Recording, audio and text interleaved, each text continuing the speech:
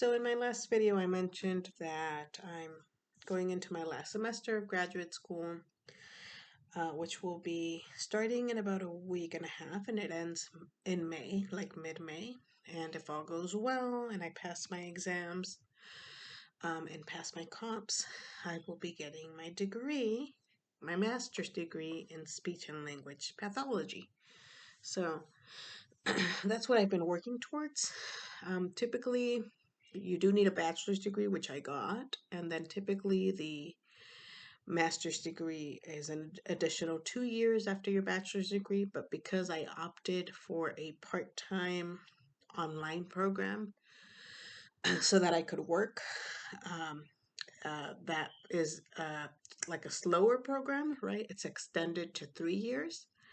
And because I started working full time my first semester of graduate school and couldn't keep up with working full time and the course load, I ended up failing a class, and my program made me take a 1 year leave of absence because they they do like the cohort model where and like every class is only offered like once a year, so they said we can't allow you to resume and take your other classes until you pass this one class, which to me is kind of insane. But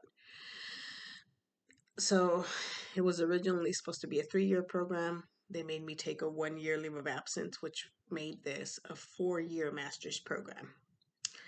I feel like it's taking me forever, but thankfully this is my last semester, and if I pass my placements and my exams and everything, then I'll finally get my degree. But it doesn't end there. To become a fully licensed speech and language pathologist, after you complete your master's degree, you still need 1 more year of what's known as the clinical fellowship year, which is basically you work under the license of a supervised speech therapist, and they have to sign off on your hours, and they mentor you, and you learn from them. And so I have to complete a total of like 1,260 hours or 9 months. So technically, once I graduate in May, get my master's degree, I still have to work for like another year or another 9 months before I become a fully certified speech therapist.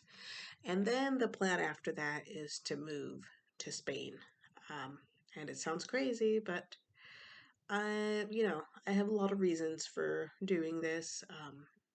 Many of them are political, some are not political.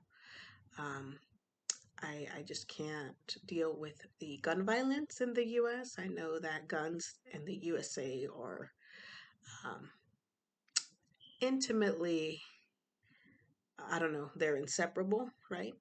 Um, Guns are like part of the culture, like I don't know, ingrained in U.S. culture.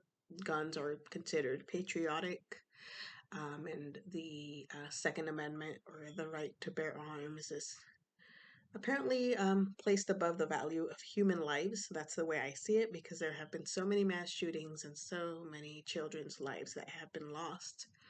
Um, Last year, I believe there were more mass shootings in the year than there are actual days in the year, which is insane that I can even say that. And I feel like nothing's ever going to change, right?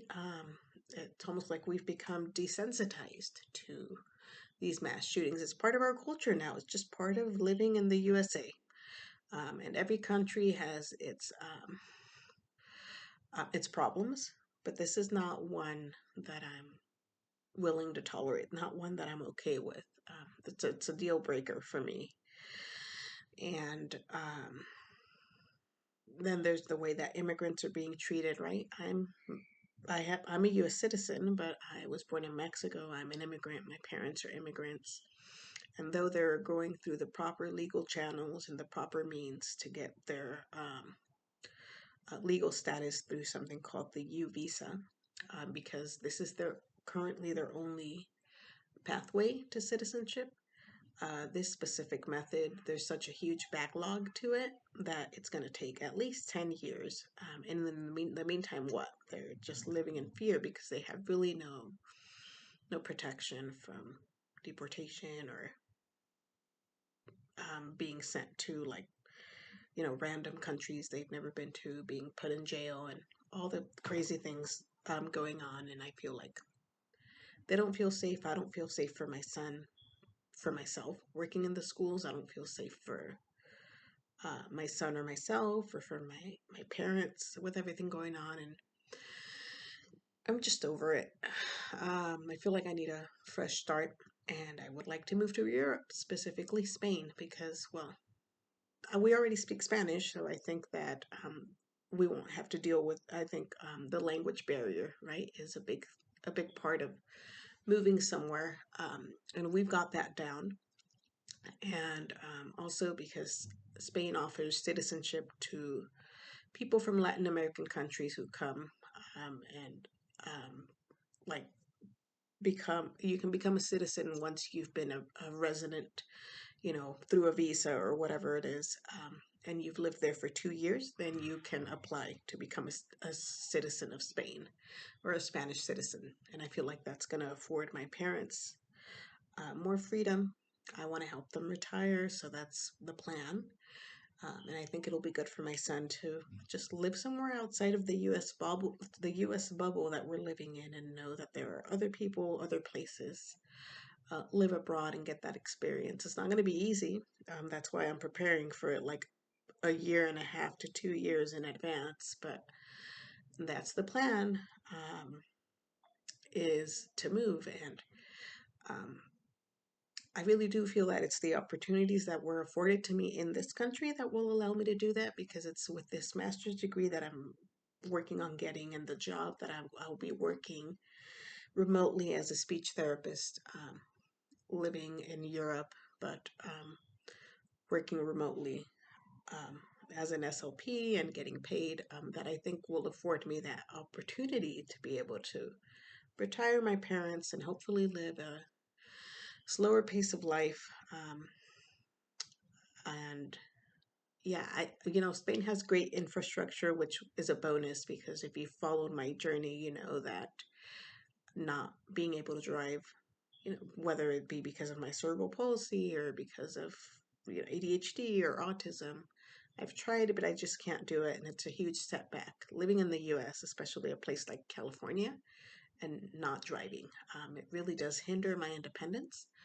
And I know that in big cities like Madrid, Valencia, Barcelona, and Spain, um, it's very walkable. And whatever I can't get to by walking, I can get to on a bus or a metro, because they have a great infrastructure that just works, and it's just not as car dependent as the US is. And I think that's going to, um, it'll be good for me, for my son, for all of us. So, yeah, I know it's not all sunshine and rainbows, but I feel like it's what we need, and that's the plan. Um, I don't mean for this to be political, to get political, but part of it is. But that is the future plan anyway. I guess we'll see how things go. I'll keep you guys updated as we go through kind of each step in the process, once we get closer to that. But yeah, I guess that's it for now.